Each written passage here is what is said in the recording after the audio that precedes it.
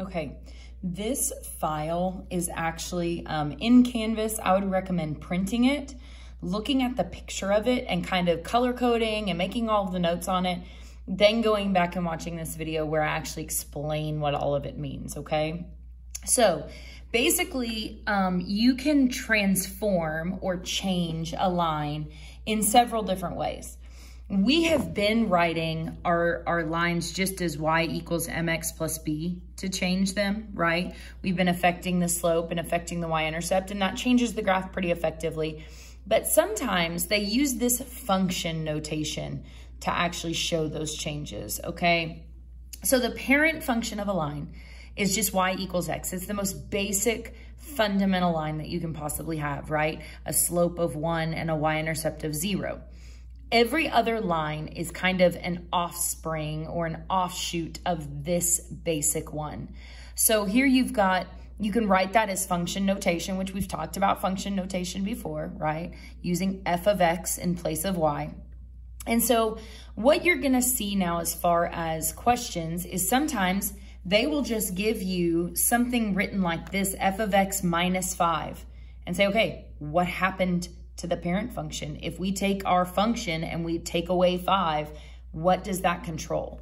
And so basically you have 4 major transformations you can make. You can put a number in front of f of x, so like, oh, 5 times f of x, or 1/2 times f of x, or even a negative times f of x, okay? And basically what that is gonna control is it's either, it might do a combination of reflecting it over the x-axis, so essentially making it a negative graph. It might vertically compress that. So if I think about, there's my parent function right there, right? There's that 1/1 and with a y-intercept of 0. If I vertically compress, that means up and down, I'm squeezing that graph.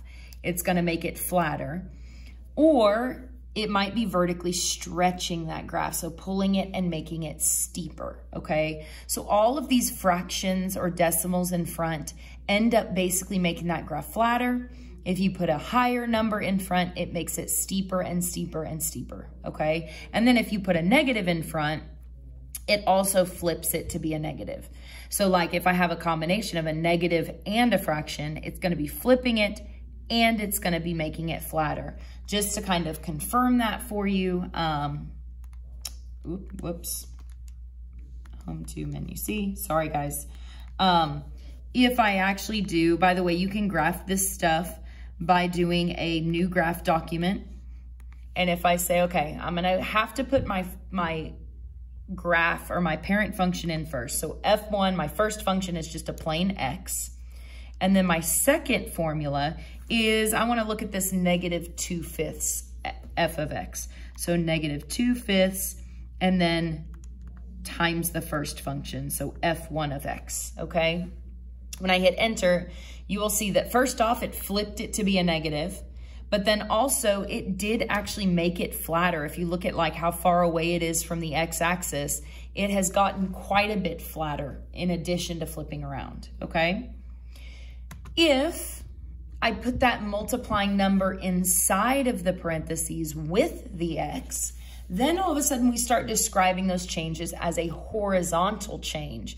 So it's a horizontal reflection, meaning I'm taking it and reflecting it sideways, right?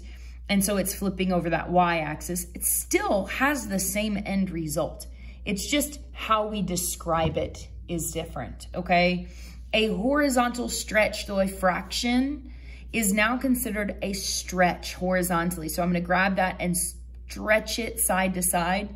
Notice, the end result is it still makes it flatter. It just changes how we describe that change, okay? And then the same thing here. A horizontal compression, so side to side, I'm squeezing that graph, which still pushes it up steeper. The same way, I can either vertically stretch it to get there, or I can horizontally compress it.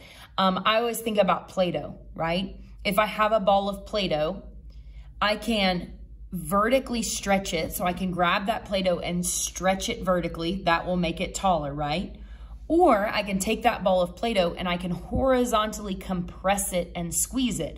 That's also going to make it taller. So they have the end result. It's just how I describe why that's happening, which is kind of annoying that you have to remember 2 different descriptions for the same end result, but you do. So like, just to kind of show this to you, I had here the negative 2/5 out front. If I put it inside f1 of negative 2/5 x, so now, I don't know, it's probably pretty small. I've put it inside the parentheses. You will see that you get the same exact graph happening there. The difference is if I was describing this, or if it was a star question asking me the difference between these two, this one you would technically say is reflecting vertically, and it is being compressed vertically. This one is being flipped horizontally. That's the negative is flipping it horizontally, and the fraction is stretching it horizontally. So 2 different descriptions for the same exact end result, okay? On the other side, if I put a number being added or subtracted inside of those parentheses with x, that's gonna shift the entire thing left and right. So a translation in math is when I take an entire object and I slide it all together. I'm not rotating it, I'm not flipping it, I'm just sliding it around. The SL in translation can help you remember that, okay? So here's what's kind of backwards about horizontal. A minus C value, so like -3, is actually gonna move that graph to the right, okay? That seems really backwards. An addition is actually gonna slide the whole thing to the left.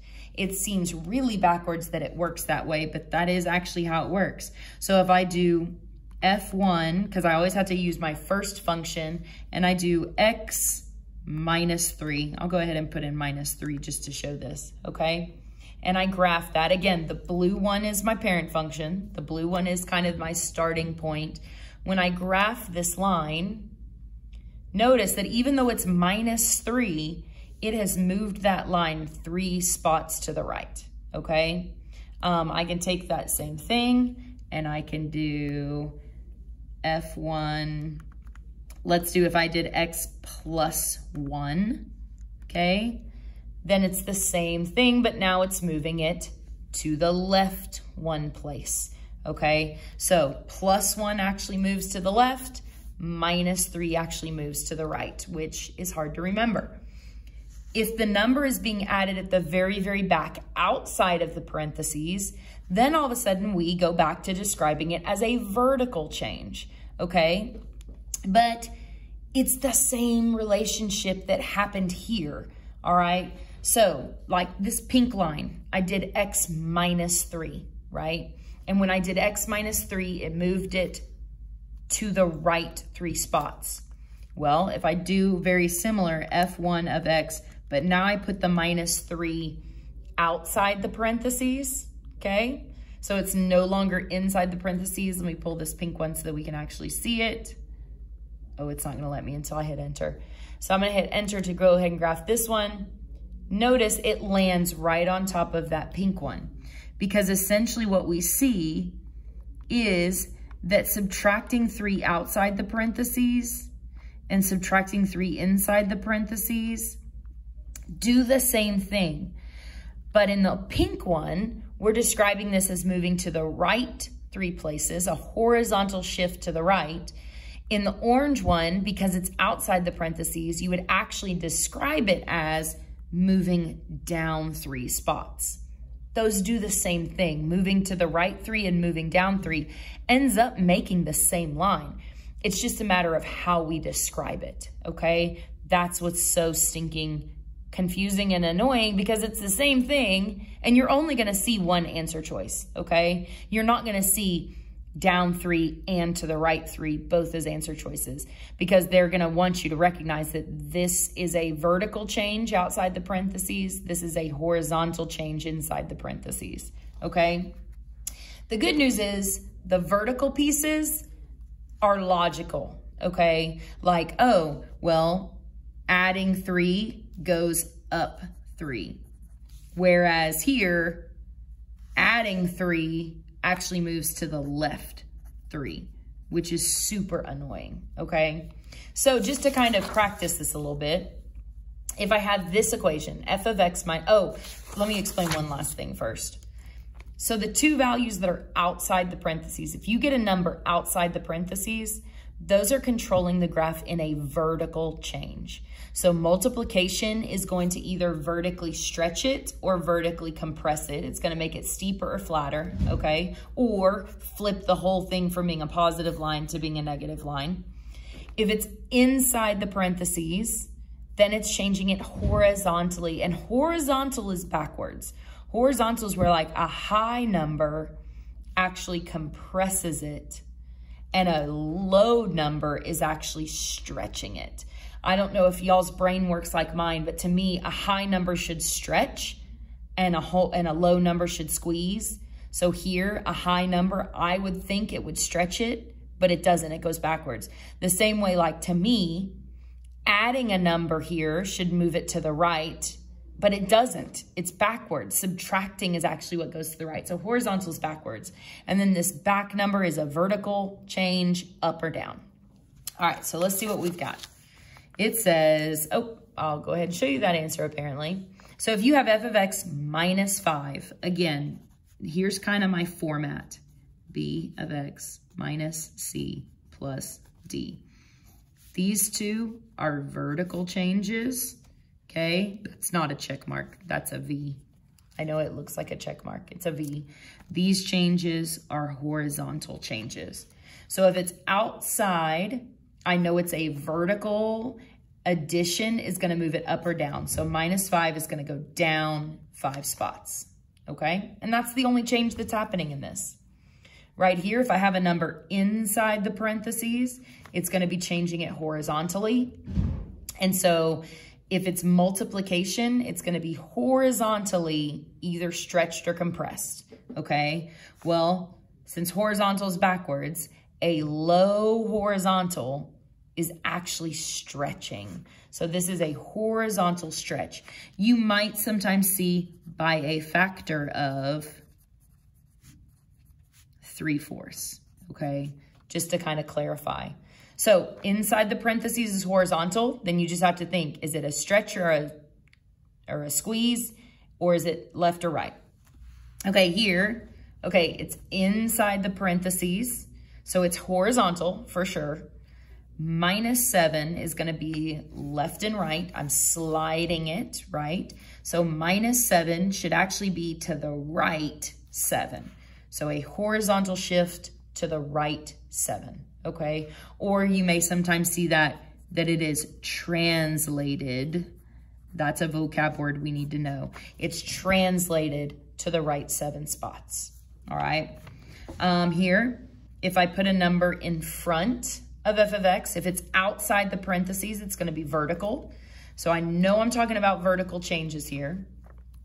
A negative means it is vertically flipping. A fraction means it is vertically squeezing. So this becomes a vertical reflection. So you would actually reflect it over the x-axis, right? If I'm flipping it up and down, it's flipping over that line. And then it is a compression because a low number compresses when it comes to vertical, okay?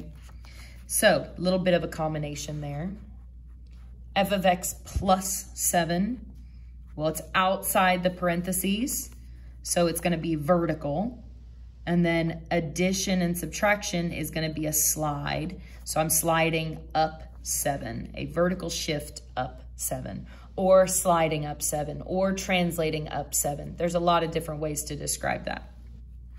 All right, a big old combination one.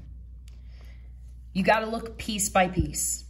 The 3 is outside the parentheses, so it's gonna be a vertical change. Multiplication means it's either a stretch or a compression. Because it's high and vertical makes sense, vertical numbers work how they're supposed to, it's going to be a vertical stretch by 3. So it's gonna get steeper by a factor of 3. The 4 is inside the parentheses, which means it's going to be a horizontal change. And then horizontals are weird. Horizontals are backwards. So it's actually going to be to the left 4. All right. Last one negative 3/4 x minus 2. I've got a vertical change happening outside the parentheses, a vertical change happening outside the parentheses. So this is going to end up flipping vertically, being compressed vertically to make it flatter, and being moved down 2 spaces. All right. I hope that helps. I know this is tricky. Good luck. Watch this over and over again. If you need to, feel free to Google and see if you can find better descriptions, because like I said, I know that it's confusing. So good luck. Let me know if you have questions.